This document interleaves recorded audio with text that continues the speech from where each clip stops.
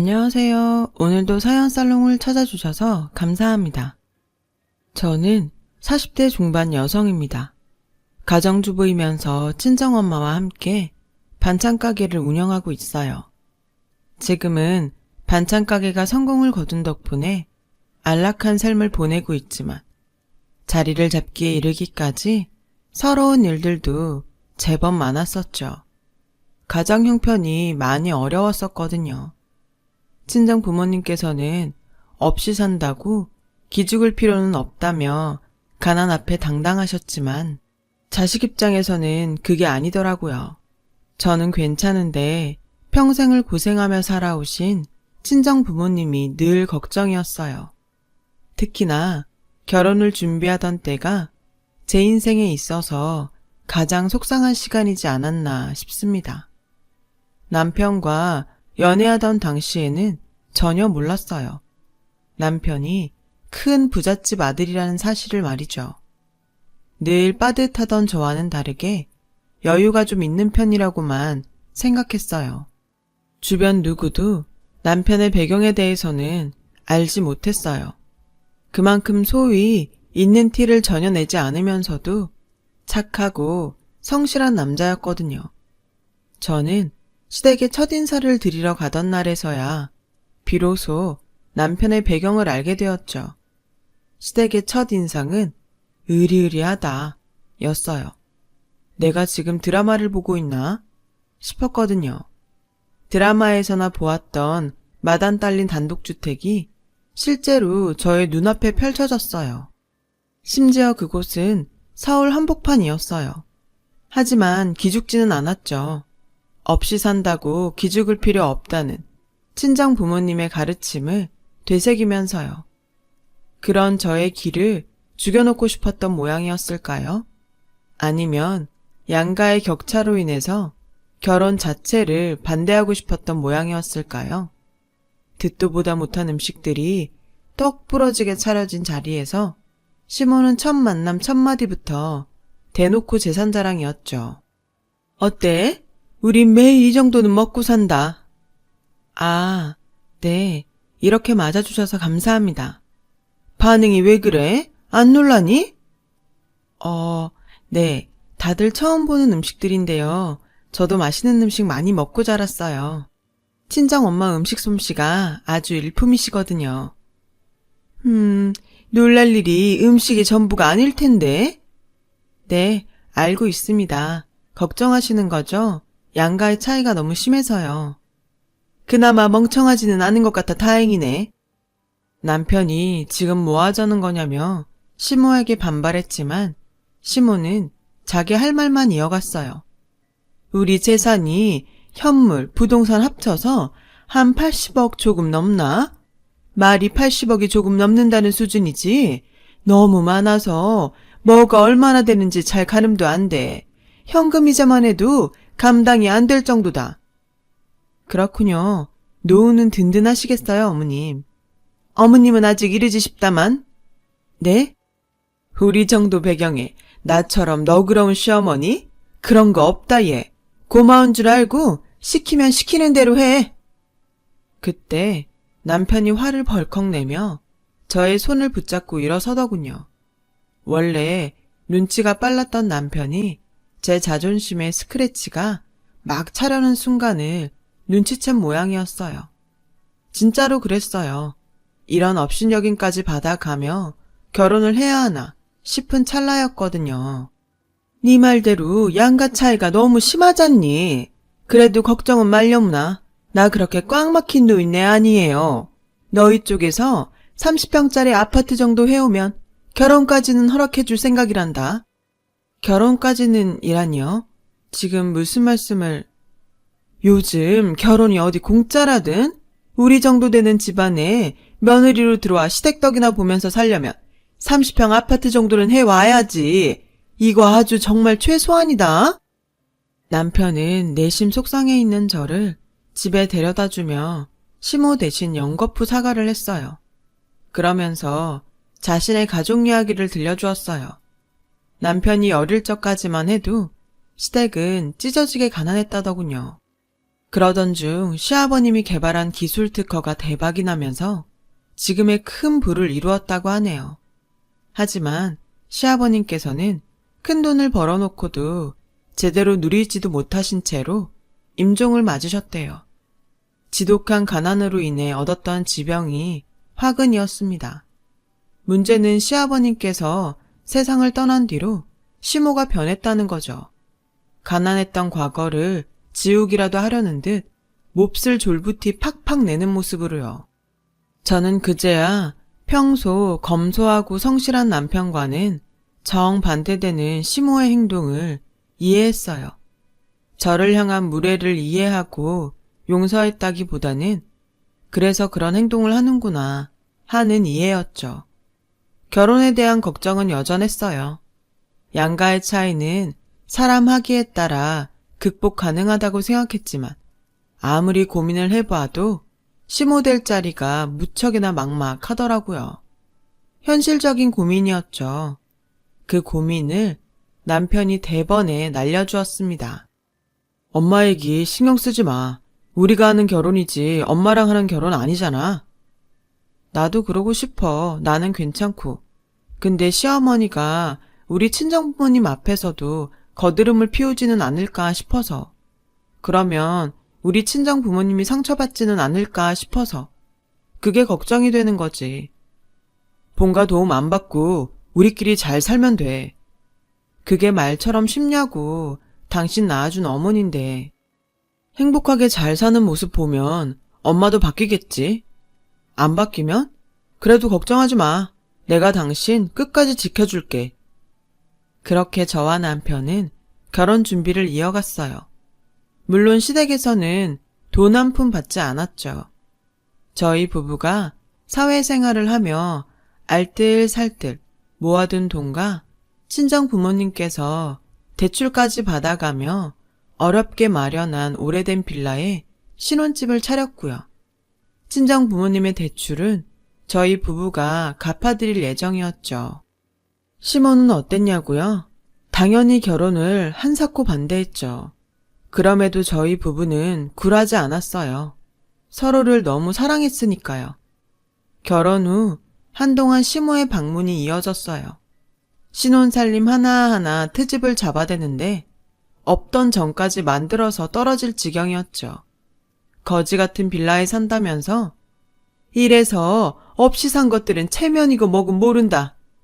따위의 말들을 입에 올려댔고 곧 80억이 800억으로 늘어날 거라는 호언장담을 하면서 저더러 반찬 가게니 뭐니 다 때려치우고 친정 식구들과 함께 시댁에 들어와 허드렛 일이나 하며 죽은 듯 지내라더군요. 그러면 가정부에 운전기사 월급까지 더해서 쳐주겠다나 어쩐다나. 폐악질도 이런 폐악질이 또 있을까 싶더라고요. 도무지 참을 수 없던 저희 부부는 시모를 내쫓았어요. 다시는 안 볼 생각으로요. 시모도 냉정하게 돌아서더라고요. 그런데 자기야, 시어머니 소식 들었어? 아니 왜? 엄마가 또 무슨 짓 했어? 우리 집에는 우리 못마땅해서라도 안 올 거고 혹시 장인 장모님께 무슨 실수라도? 그런 건 아니고 그쪽 동네 사람들이 그러더라. 시어머니가 무슨 큰 투자를 시작했다고. 냅둬. 자식이고 나발이고 돈맛에 아들 망신이나 주는 사람 이제 나도 신경 안 써. 다단계 같던데. 뭐? 다단계? 엄마라지만 질린다 진짜. 돈 무서운 줄 모르고 아주? 암튼 걱정하지 마. 걱정은 안 해. 그냥 이 얘기가 꼭 해주고 싶어서. 뭘? 나 자기 사랑해. 혹시 시어머니가 다단계로 크게 잘못되어도 난 당신 사랑할 거고 시댁 돈 보고 결혼한 거 절대 아니니까 아무 걱정하지 마. 난 무조건 당신 편이야. 진심이었어요. 시댁의 재력을 알게 된 그 순간에 결심했거든요. 시댁의 돈, 유산, 욕심내지 말자. 남편과 사랑해서 결혼할 뿐 어긋난 욕심 따위는 내 결혼에 없다. 남편도 마찬가지였어요. 저희 부부는 그 다짐을 지키기 위해 참 성실하고 정직하게 억척같이 살았어요. 저는 친정엄마와 운영하던 작은 반찬 가게에 최선을 다했고 남편은 직장에서 잦은 야근까지 해가면서 열심히 했죠.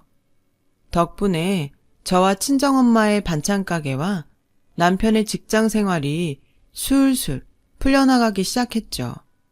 몸은 고되었지만 무척이나 즐겁고 행복한 날들이었어요. 그러는 사이 의절한 시모의 다단계 이야기가 계속 들려왔어요. 보유하고 있던 현금 10억을 털어넣은 것도 모자라 70억 상당의 건물과 토지 등을 담보로 대출까지 받아가면서 다단계의 과한 투자를 일삼았다고요. 다단계의 본질은 결국 본인의 투자만큼이나 타인을 끌어들여야만 하는 것 아닌가요? 시모의 다단계 투자 행위와 홍보로 인한 피해가 저희 주변까지 닿지는 않을까 걱정스러웠어요. 아니나 다를까 시모가 저의 친정 부모님을 찾아와 다단계 이야기를 꺼내기 시작하더군요. 다단계라는 말이 사회적으로 부정적으로 받아들여진다는 사실을 시모 본인도 잘 아는지 네트워킹 마케팅이라는 용어까지 써가면서요. 그래봤자 이름만 다른 다단계일 뿐인데요. 저희 부부는 시모의 다단계 마수로부터 친정을 지켜야만 했고 그래서 시모에게 맞서기로 했죠.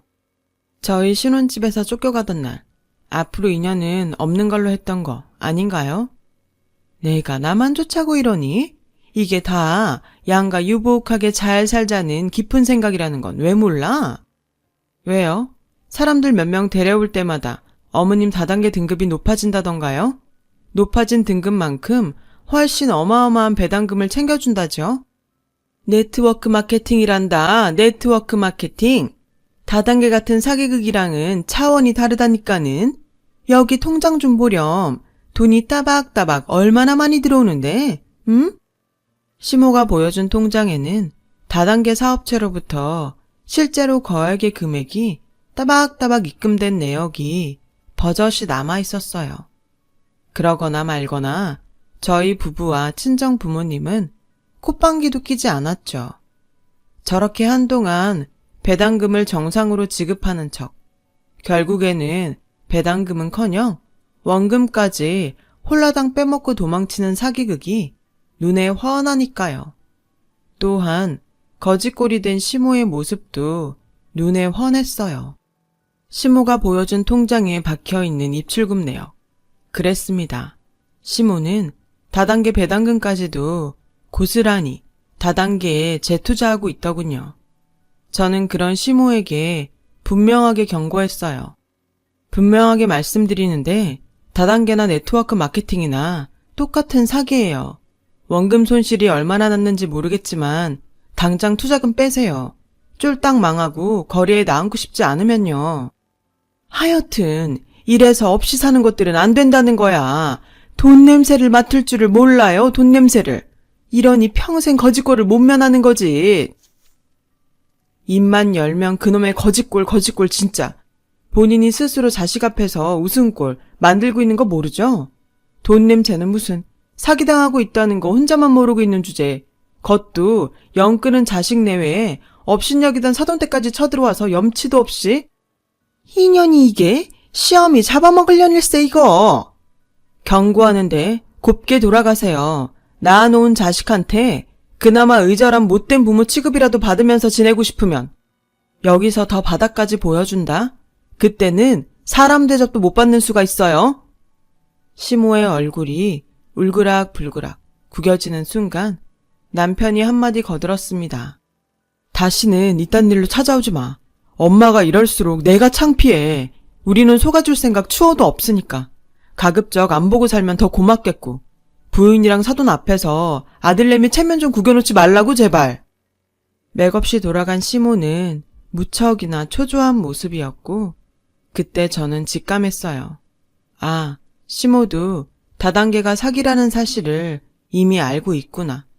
원금이라도 지키기 위해서 자식 내외와 사돈에게까지 추태를 부린 거구나.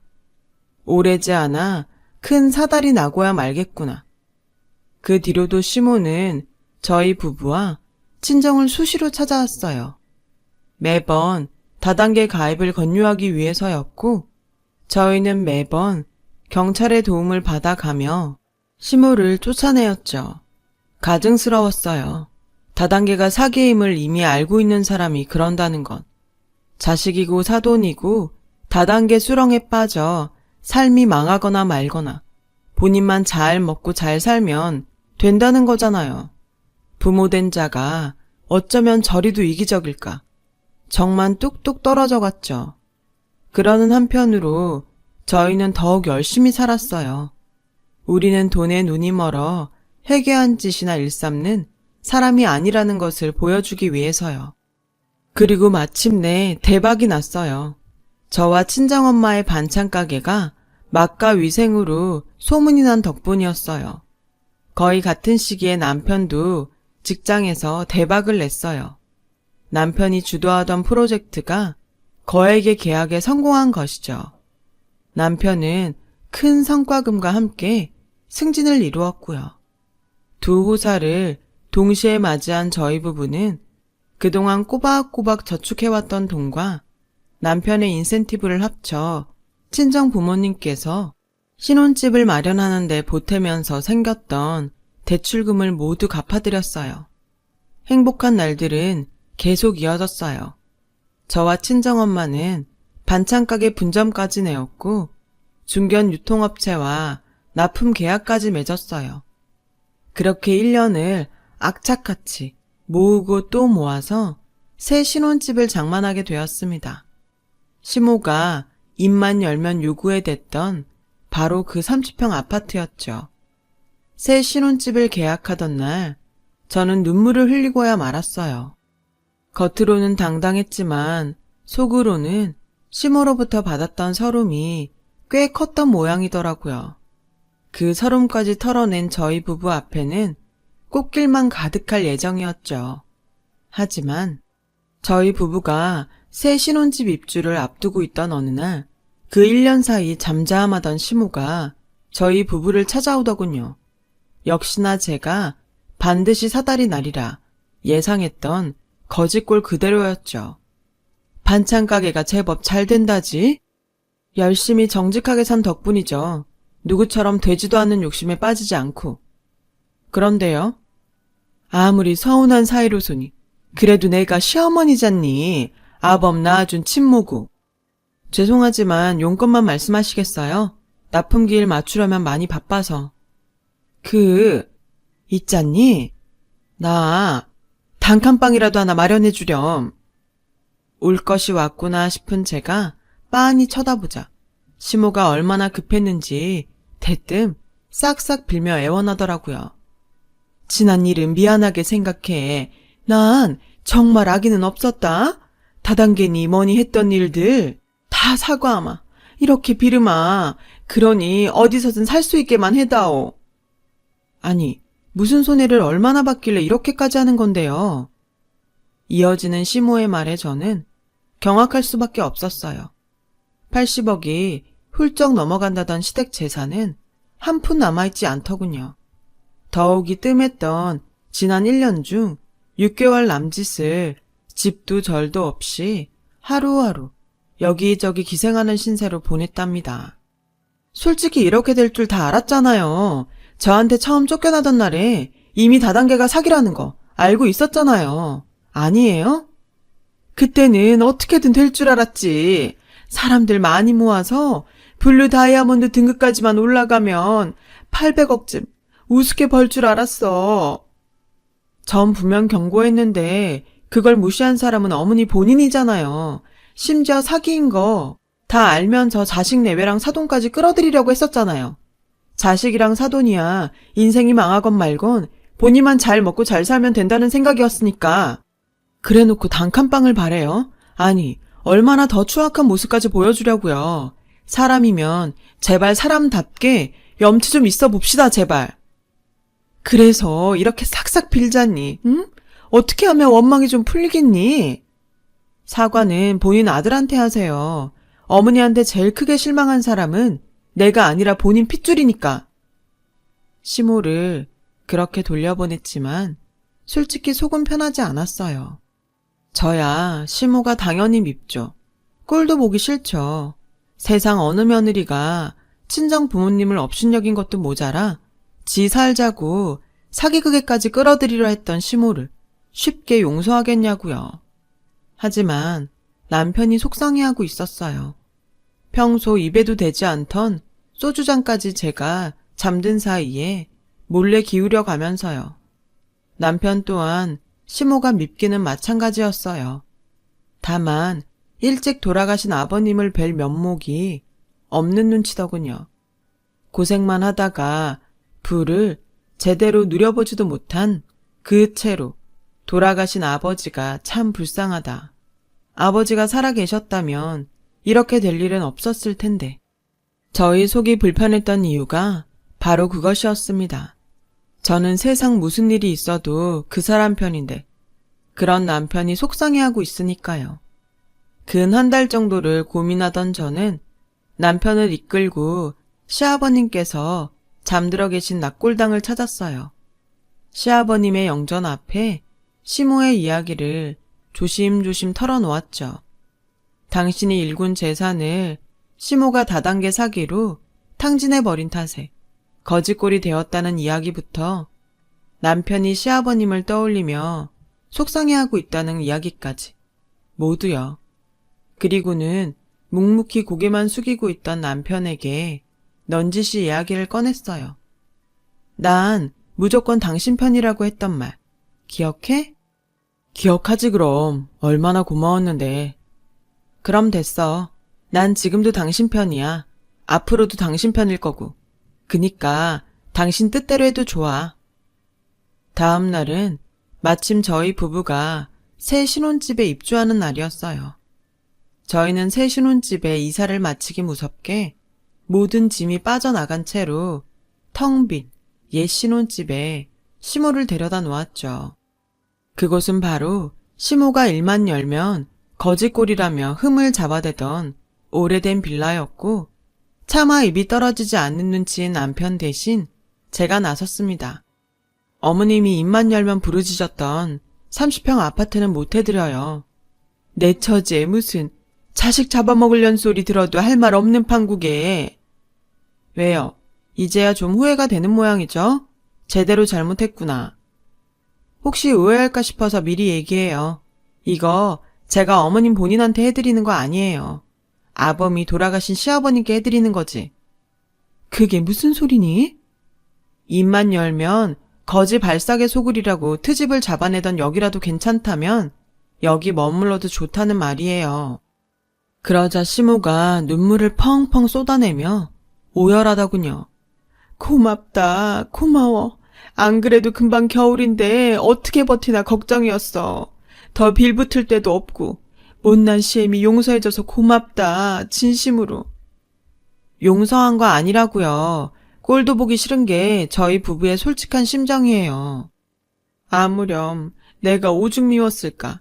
내가 생각해도 밉상에 진상에 참 몹쓸 년이었다 싶었는데 오죽했을꼬. 그래서 계속 얘기하잖아요. 돌아가신 시아버님 해드리는 거라고. 그럼 내 다시 열심히 한번 살아보마. 다시는 과분한 돈 욕심도 내지 않으면서 정직하게 다시 잘 살아볼게. 절대 잊지 마세요. 우리는 어머님 아직 용서 안 했어요. 그냥 마지막 기회를 드렸을 뿐이죠. 또다시 헛된 돈 욕심에 해괴한 행동 하시면 그때는 아들 며느리 없는 줄 아세요. 시모는 그렇게 저희 부부의 옛 신혼 빌라에 들어와 살게 되었어요. 공공 근로와 식당 아르바이트를 해가면서 어머님 스스로 월세를 꼬박꼬박 내고 있답니다. 아무래도 스스로 뉘우친 바가 꽤 큰 모양인지 지금까지도 개가천선한 모습을 이어가고 있어요.